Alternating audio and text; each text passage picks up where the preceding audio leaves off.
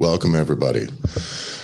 So I was on a call earlier this week with a guy, a family, husband and wife have a gym, and they were talking about Gym Hacking University, John, the Yeah. product that we've been putting out to kind of help gym owners. And one of the things that, as I was feeling them out as far as like what their business is and how it's been going and what some of their headaches are, one of the things that came up was, well, it's just, it really hurts when people cancel their membership, right? And I said, yeah, Sure. absolutely, right? That sucks. It's you put everything into it. You do everything you can to make sure we build value into that product, and you get people and you try to get them results. And what I came to the realization was that the only thing that you can do when you buy a membership, your only option is to cancel it. So once you've handed somebody into this catch-all membership that oftentimes our group fitness model is, the only thing they can ever do, unless we start getting onto a resell system or some sort of opportunities to make some internal plays or specialty programs or any number of things that you got to do to be, to break that conventional catch-all group fitness model. Yeah. All you're doing is headed them straight for that disappointment. Well, because there's nothing else to do. It's like, well, Yeah, once I can't afford, if I can't Yeah. afford it, I had a job change. I don't use the membership as much as I thought I was going to use it for. Or there's tons of excuses of all of a sudden you're just like, well, I guess this just means that I can't do this anymore. And, that reminds me, we've now talked to several people about this idea, and it comes back to where they have this single membership, like we're talking about, like the single subscription service that just is, and it's just like forever. And we joke around about this all the time, which is the idea of like, could you imagine if you were being honest with somebody when they were walking in for the very first time, and it was going to be, hey, do you want to join for the rest of your life? Yeah, nobody wants that. What? No, nobody I don't want to do that. And CrossFit, group fitness, whatever it is that a lot of people are doing, that is what we're selling people. And we don't even know it. We don't think that that's the way we're presenting it, but that's absolutely how they're interpreting it. Everybody who goes to a catch-all 24-hour fitness place too, for the cheap membership, what's their biggest complaint? Well, they hate it when you have to commit for 12 months, right? They hate it. They're like, well, geez, even if I don't go, I have to still be paying. And what they don't understand is that, like, well, that's assuming you stop going and stop getting results and just are on the hook sinking money into something you're not using. Imagine now how that works in your group fitness model. So when do I get my results, or how do I check? What else can I do? It's like, no, you come into our gym and you sign your name here, and you can cancel anytime, but fitness wise, for your results and what you want to do, all we're going to do is stuff you into this shit with everybody else, and that's it. And then you got to just be, and now there is a benefit, because you're taking someone from being maybe inactive to being active. That can get them results, kind of, but people want results. They want an experience. They want goals. They want all this stuff. The last thing in the world that they want to do, that they want, is to just become an exerciser that has this endless relationship with you. Yeah. And the endless relationship, and that's maybe what we'll title this episode, is End the Endless Relationship. Yeah. But this endless relationship hamstrings you and them. It sets them on a path for getting tired of the one thing that you do and not appreciating all the extra shit you work into your base offering, right? You're just stuffing more things into there to hope to keep people going. If they get tired of that, or they don't get results because they're not able to double down and reinvest in it, they're eventually going to walk away anyways. And you never took the opportunity to try to resell them on anything or give them something that they wanted. Well, you keep talking, you keep referencing the idea of like the group model. Yeah. Right. And the group model, right, was created because someone was like, we could do work with one person for an hour, or we could work with 20 for the hour. Yeah. And it's like we're being paid 20 times than what we were being paid before. There's no way, it's impossible to assume that somebody created the group model to help people get better results. No, not at all. Impossible. So if you're someone, now, is there a lot of positives that can come from the group model? Totally. But if you're talking about like results and like being able to have like solid before and after pictures and have people Yeah. like change their life. Now, community can change people's lives, no doubt, but understand what this tool is. This is a little bit like saying, like, if you're a hammer, everything's a nail. This is the opposite of that. This is like you're assuming, oh, because I have this hammer, this is the best tool for to screw something in. Like, I need to screw this in. Like, there are certain tools that are going to be able to be done in a better way and used in a better way. Yeah. And there's no sense in trying to hammer a nail with a screwdriver. And that's where we're starting to see that. And that's the truth, is that group fitness is an exceptional tool. I think it's also really, really good for your retention. I think it's really good for retaining people because it gets them really invested in a community. I think every program that you do, you should still try, even if you have people into semi-privates and in one-on-one, I think you should always try to nudge them one way or another into participating in a group class every now and again with the rest of the community. Some people want that stuff, some people don't, but that stuff, that's contagious. And that makes a day and a training experience much more fulfilling for some people. Sure. Some people really want that. And some people, the last thing they want to do is be tired and out of breath and be like maybe not at their best and have to around be other people, in front of other people. People don't want that. And that's why semi-privates and stuff, which we'll do a whole episode on that stuff later, why semi-privates and setting up, they don't have to be the only way you do business, but it's a way for you to get new people who don't give a shit about going in and standing in a room full of people they don't know and exercising because one person in front with a t-shirt told them to. They don't care. I want my results, and they can come to you with a group of friends, and they can do like that. Works really, really well with semi-privates. And we'll do a hyper-focused episode on that at some point, why that matters and how you can integrate it. But for this piece, I think group fitness is a really good tool, but it's not always the best tool for the job. And if it's your only tool, what are we even talking about? If it's your only tool, you already know the problem. What you don't know is the solution. And so people who only have that model dwell in that problem and they just go, shit, is this it? And they're missing the solution, by which is you need to find a new set of tools. You need to use some new tools to offer these people. And the issue is that the solution that the entire market, like every single person or every program that you and I, for the most part, every program that we've ran into, is that everyone's solution is just more. Yeah. Give it more. I need more people. More people. I need to plug more people into this model. And it's like, whoa, this is where you and I have been saying, stop. Come on. It's the literal definition of insanity. Yeah. You have to recognize that if you don't have as much money, or if you don't have as many members as you wish you did, you have to stop assuming that it's not because you don't have enough people. Yeah. It has to be, you have to look inwards even for just a moment and say, is this because I don't have the proper things in place to allow us to make the money that we want to make? And only then, when your structures are there and you have the proper framework and structure that's there to then be built on, that then it makes sense to start bringing in a bunch of leads and paying for ads and doing all the other bullshit that people are putting way, like the cart goes way in front of the horse on this one. Well, I think a lot of people chase the ads and things like that because they don't know anything about it. So if you're a gym owner, you go, oh, this is just going to get me leads. Great. I really don't want to be on the conversation on the phone trying to sell these people, but whatever. If some of them commit, we're good. So they just throw bad money at that problem. But we've talked about this before, John, where when we get involved sometimes in businesses, we start looking at it. And before we started making our own decisions and having our own principles on how we go about it, we were kind of doing what people thought they wanted. And we stopped doing that when we saw that it didn't work, and that what they really need is someone to tell them what's right. Like, no, let me point you in the right direction. But every time that happened, what was it always about? It was they didn't have the right, aside from other than the back end stuff. Of course, sometimes they need staffing and organization or whatever. Sure. But in general, what we're talking about for this episode is they don't have products. Yeah. And that can be physical products. It can be options. It can be specialty program. It can be just a different track.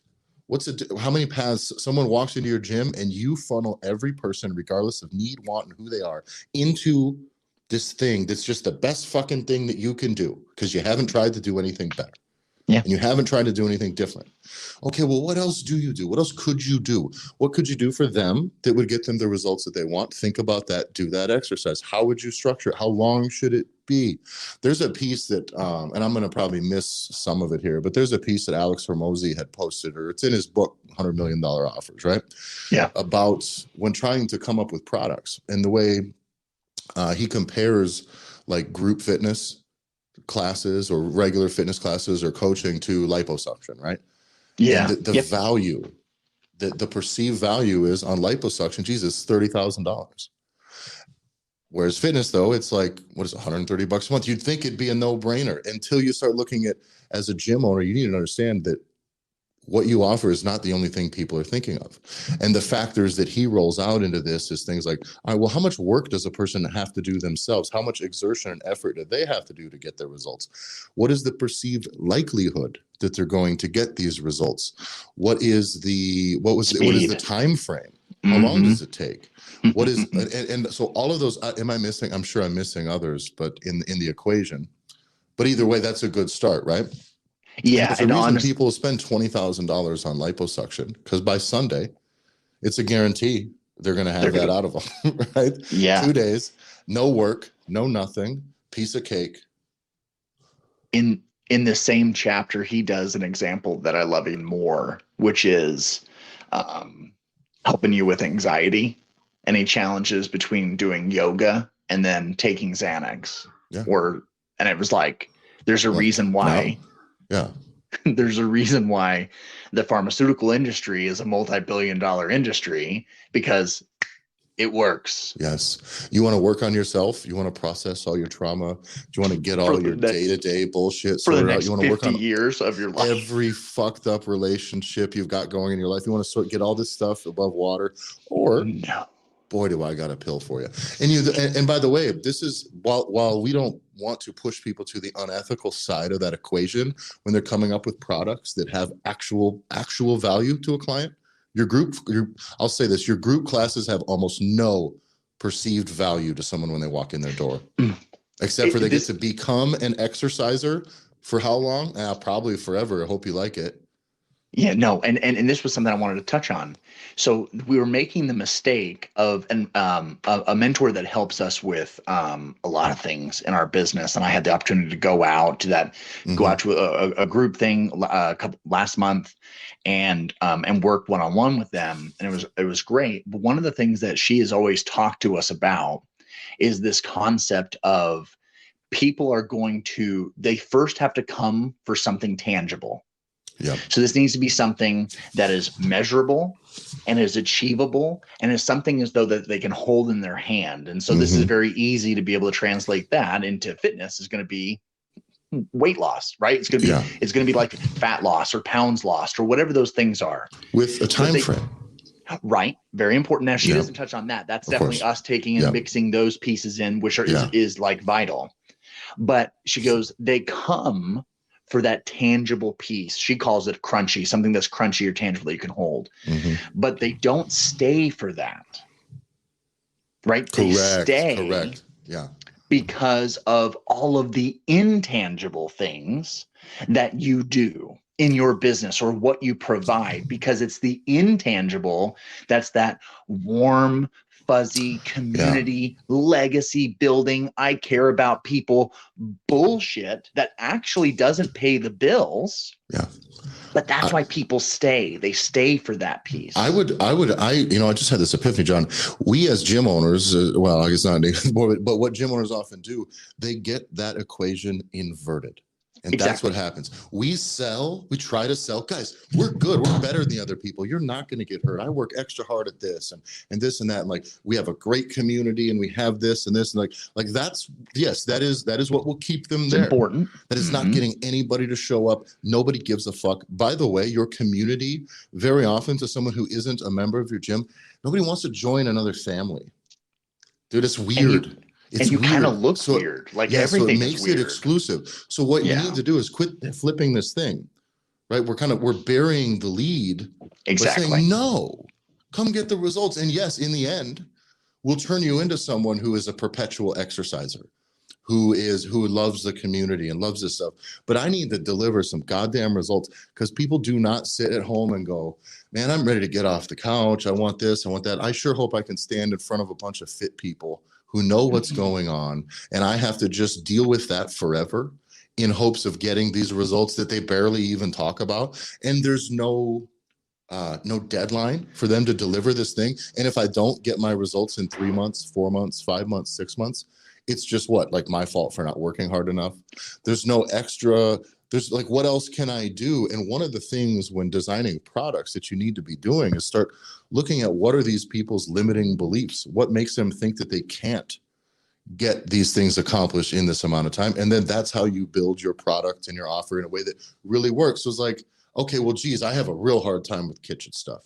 Okay, well, what if you find ways, and don't give this away, but every little thing that is a barrier to somebody doing something, that's what you need to be addressing when you're starting to think of new products, or how to present your stuff, or how to market yourself, or just how to communicate with potential clients.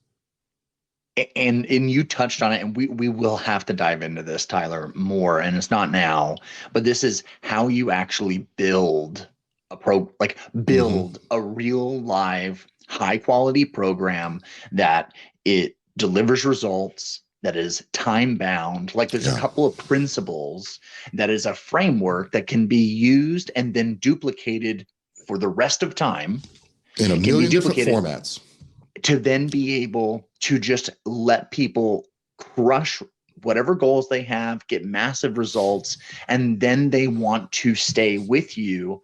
And one of the more deadly things that you and I have had front row seats of watching a gym owner do was, we were working with someone once that they wanted to take every new concept, every new program that we wanted to roll out, everything that we wanted to say, hey, keep it in a box, keep it in 8 weeks, keep it in 12 weeks, be able to allow people to like really attract a certain type of person that's in your gym, or attract people from outside that would be attracted to this one particular nuance of fitness. And we can attract them in with this, let them experience a lot of success, and then we can roll them in to that larger, group program community thing that you have. Yeah. And we were early in the game, and we made a mistake, and we just let the gym owner say, no, I just want to include this in my already existing membership. So we just, and you and I said, okay, so okay, if that's what you want to do. And you throw it into the catch-all. And holy shit. Cares. And they don't care. It's not, it's, and the whole idea was, oh, I need to keep people in my gym. I'm losing members and I need to keep them there. So I need to make the membership more valuable. And it's like, now what we know, at least it's not even now what we know. We knew it wasn't the right choice then. You and I had conversations at that time and said, man, there's a lot of product things out of sequence here. Like we need products that make sense. We can't just keep filling this cup forever and ever and ever. This cup that nobody values anyways right now. Right. They're already leaving. It's the problem is the cup. It's not what's in the cup. It's that whole thing. You need more cups. You know, like it really, there was nothing more we could put in that cup that was going to work for people. They needed something else. And the fact is, call it as we see it. Now we have the spine and the balls to just be like, no. Yeah. Well, what we've got is we're not doing that, because now what we've got now is the proof. We've done enough with people where I was like, we know right now, we're like, that doesn't make us look good, by the way, executing something for something that doesn't work. Right. So now we know the proof's in the pudding. I won't go back to anything the other way anymore, because it literally doesn't help them. So when I tell a gym owner, no, this is wrong, I understand where you're coming, but we're not doing that. You can do whatever you want. Here's why we need to do this, and this, and it's in their best interest. Like, you know what I mean? You just kind of have to trust us on that one. And if you're here and you're with us for a reason, then buckle the fuck up and let's go. Yeah. Like it is one of those things where we need to keep working with our people to shift their mind, to shift that mindset. Yeah. And we got to get your minds right. It was a phrase that got said all the time when I played football. in college. It was like, man, you better get your mind right. Yeah. Like we're about to get in the shit. So you better get your mind right. Cause whatever's about to happen is going to be horrible. And the fact is that we can invert that and say, you've got to get your mind right. Cause what's about to happen is about to blow your goddamn mind of what we're about to do. But you got to get your mind right. Cause we're going to help. It all started with us talking about, you had the opportunity to talk to somebody about Gym Hacking University and bring people in and working with that husband and wife team. And you need to get your mind right, because what we're about to put in front of you is going to be something that you can scale quickly with what you already have existing in your own community. Yeah. And you got to get your mind right, because it's about to work. Because if you're in the way now, you're the problem, right?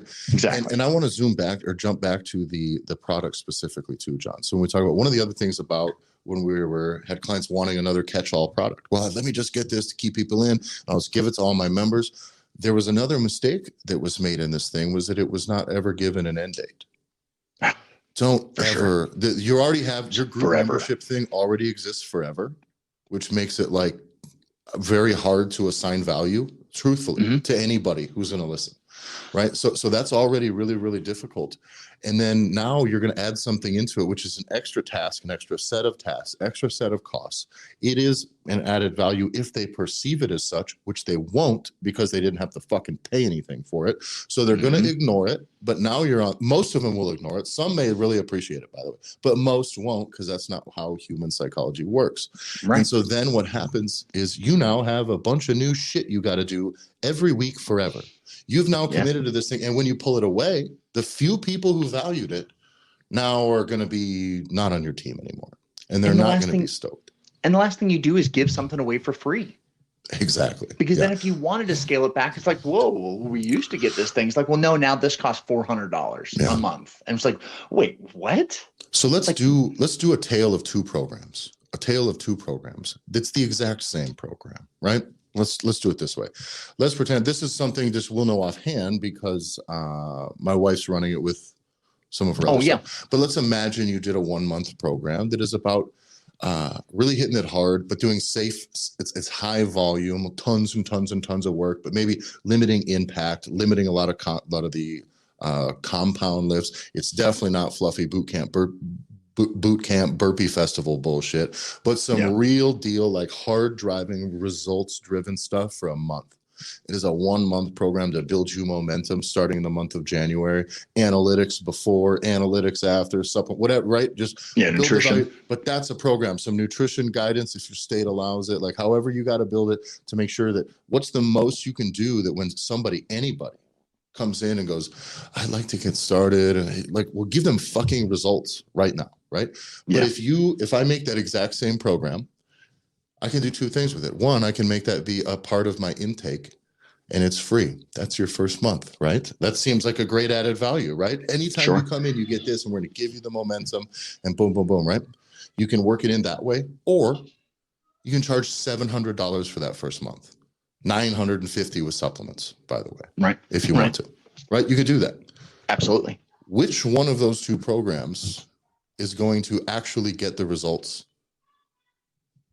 The one that people pay for. Almost guarantee it. Which one will have a higher satisfaction rate? The one that people pay for. If you did two of those, one of those in one gym and one, if it was the same gym and you cloned it, I guarantee you the one that people paid money for would get higher attendance than the one that was free. It is a fucking guarantee. Guarantee. Nobody shows up for extra shit. Nobody cares. You do extra shit. Nobody cares. Nobody cares. How many gym owners out there have been running some type of free class? Yes. Some type of, hey, we just want to get together or hang out on the weekends or have a free thing. How many people actually show up to that? Yeah. Yeah, not on the bonus stuff, not on the extra stuff. Very few. And if they do, by the way, it's such a narrow thing that it just doesn't really have value, because you could put anything in that space and those same people would have it. It exists just like we tried this. I've seen it. Have a yoga session. Well, guess what? If you sold yoga punch cards, you'd make some money off of it and people would show up. If you just offer yoga at a fixed time on 1 day or 2 days a week, ain't nobody showing up. Even if it's free, nobody's showing up. So you're better off learning to communicate the value, sell it, And then people will use the fucking thing that you're doing instead of constantly just like ignoring all this extra work and all this extra shit that you're making. Because it's very, very, very foolish to continue to live in that catch-all paradigm. Quit stuffing things into this same box. It's full. Nobody cared 5 things ago that you stuffed in there. And now you're just doing more work that's just heading you straight to burnout for things that people don't value. If you made them pay for it, they would value it. And if, by the way, if you offered them to buy it and they didn't, you know what the beautiful thing is? If not enough people do it, you don't do it. Now you're not on the hook for this thing for perpetuity. And people vote with their dollars. Yeah. 100% of the time, and I've said it once, and I'm going to continue to say it, is that people that pay attention, right? And people that pay more pay the most attention. Yes. If you had 2 programs simultaneously, one was $10,000 and one was $1,000, you'd get better results out of the $10,000 program. Guaranteed it. If all things were the exact same, I guarantee. It's science. Guarantee it. And one other thing, John, that I want to touch about, like I said, end the endless relationship. For your memberships, right? But doesn't mean you have to stop doing memberships. It just means you need to break that thing that's in your brain that makes you think that that's all you do. Because I know I talk to you guys. I talk to these people all the time. I talk to lots of gym owners. We've done a lot of outreach for this project. And that is the constant thing where I have a lot of conversations in my business, in my other consulting stuff, where I feel like I'm talking to somebody and they've got like 3 months of thinking about the thing I told them before they before they're ready to actually shift the paradigm. They're not a malleable brain yet. They're still very, very fixed in this thing. And so I feel like that very, very often. But one of the things about redesigning the way you think about this is that when somebody comes in and chooses something that's a month long, you know what's nice? One, they paid way more than they would for a month of catch-all bullshit that you're normally doing. Right. 2, you know what happens at the end of that month?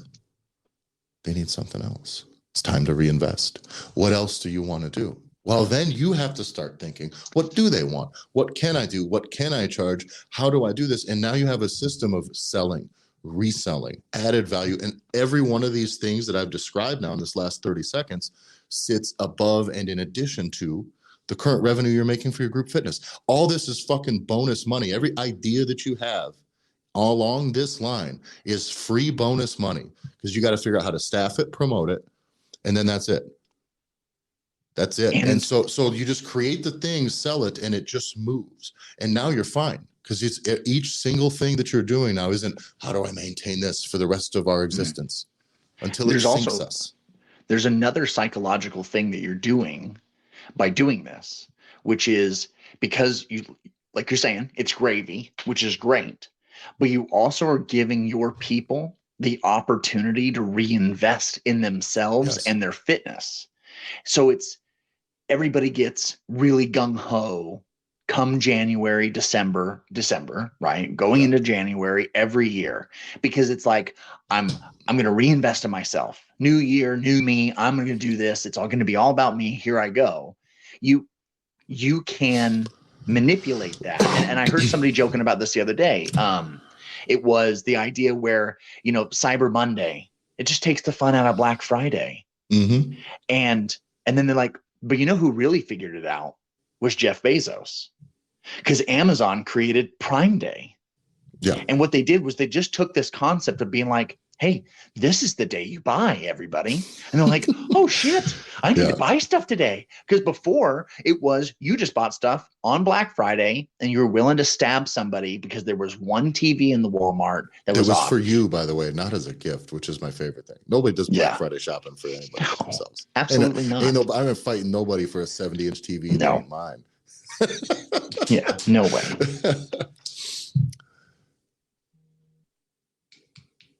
I don't know if you froze, John, or is that me? Oh, John's back. All right, guys, we have some technical difficulties. I'm going to keep moving us forward. So, but one of the things about the two, though, John, is the opportunity to resell them is at the end of this thing now, what you have is a person who instead of, you had to not dupe, but you had to get them in for this thing that's a loose membership only thing that's vague. It's hard for them to figure out what they get. You're making them conform to your system. Whereas if you design products, what you're doing is you're designing a product that conforms your system to what they actually want. And you can then deliver it in a way that gives them a lot of what they actually need. But by doing it this way with a start date and with an end in mind, is that then every single new person that comes in off the street or that opts into one of your programs who's an existing member, who's maybe stuck on the constant group fitness thing, as soon as they get into your thing now, what they become, that mindset clicks for them too, just like it did for you as a gym owner, is, ooh, I get to focus on this thing and I invest in this thing and I double down and I get results. And they realize that investment, whether it's financial or time or whatever, but that is a way for you to guarantee that they get results. It just works. But now they're of the mindset where they start looking for the next thing that you have to offer. And they want that. And that idea of somebody not just being passively subjected to, quote, being sold every year, because you don't want that. You don't want somebody who's like, just, oh, geez, they just keep trying to sell me shit. You want somebody who goes, oh, what's next? I just finished this thing. That's what we want.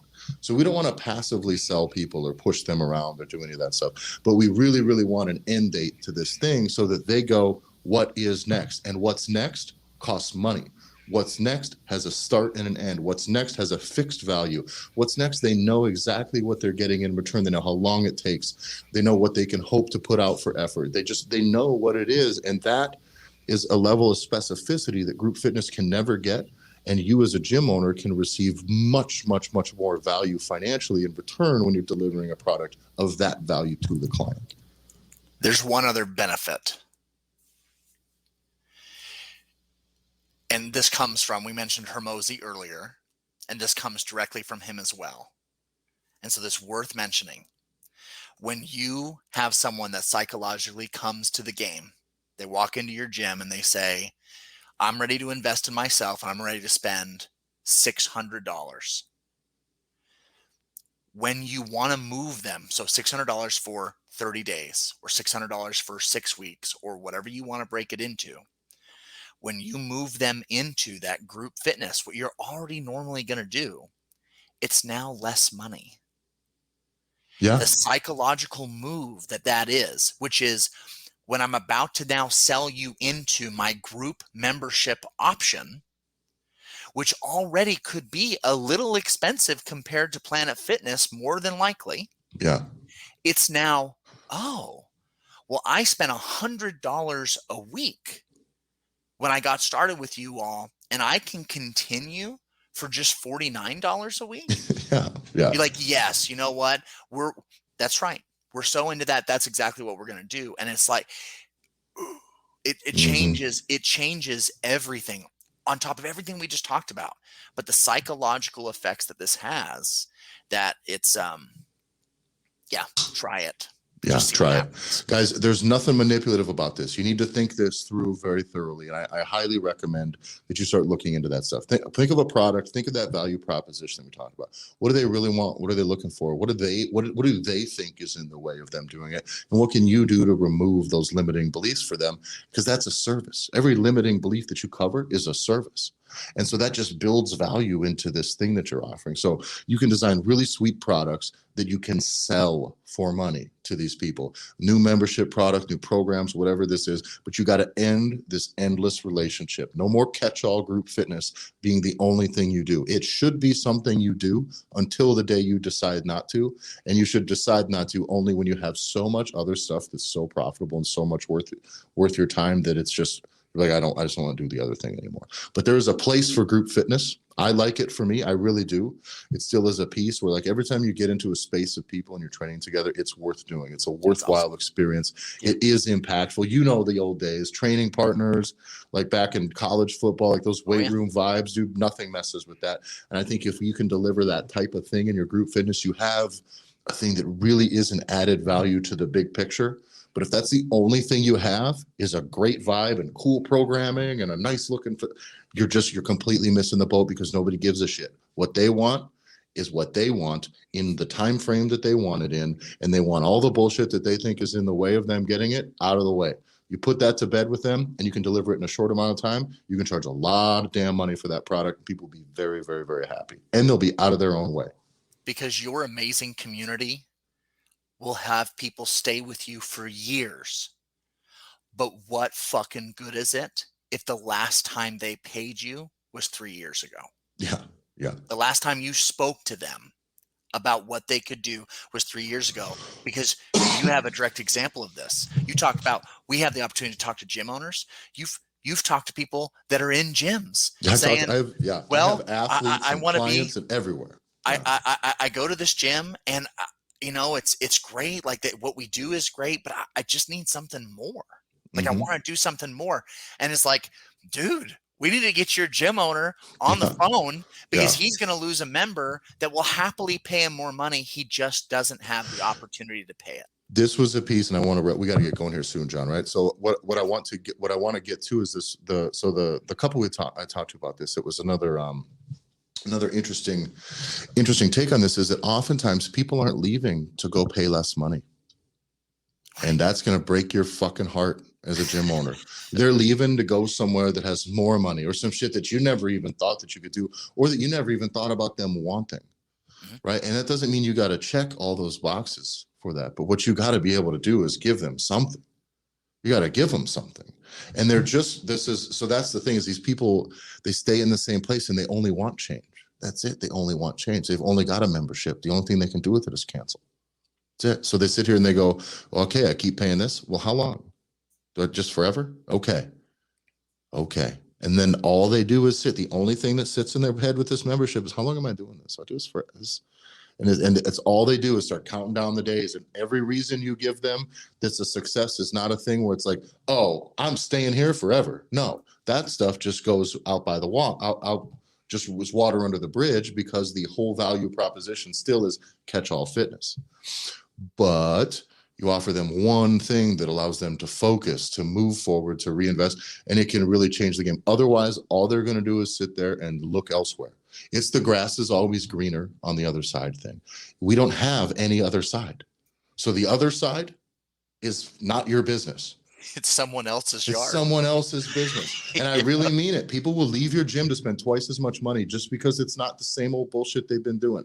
And so you got to always be shaking your stuff up, always be trying something new. If you're doing the same thing for 3, 4, 5 years and you haven't offered new products, you haven't tried to, like, you're only on a path to failure.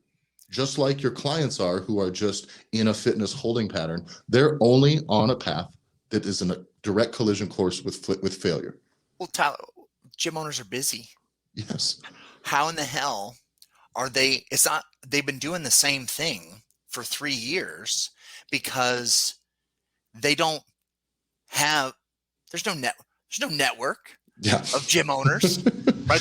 There's no area where, like, the hotline of calling, like the movie phone of, like, giving somebody a call and being like, oh, this is what's happening today. This is the stuff I should try. That doesn't exist. Or does it? It does. Guys, you can follow it by going to, what's the community? You updated the link so we can actually say them out loud. Yeah. Other than if they're in the description, we've got a community. John, take them away. Community.hackyourgym.com. Smooth. Go to community.hackyourgym.com. There we've got a whole group of people. We drop some of these video episodes there. So if you're listening, you can watch there. You can get in on the conversation. We'll start seeing as people start going through Gym Hacking University, which you can get at hackyourgym.com. People start going through Gym Hacking University. You're going to be able to start seeing some of the successes and stories and progress and what that process is like for some of those people. So do not miss out on community.hackyourgym.com. Did I get that right the last time? You got it. Nailed it. Awesome. Guys, follow the Gym Owners Podcast on Instagram. Follow me at Tyler F. and Stone, and John at JBanksFL. Awesome, guys. All right. Thanks a lot. We'll see you guys next week.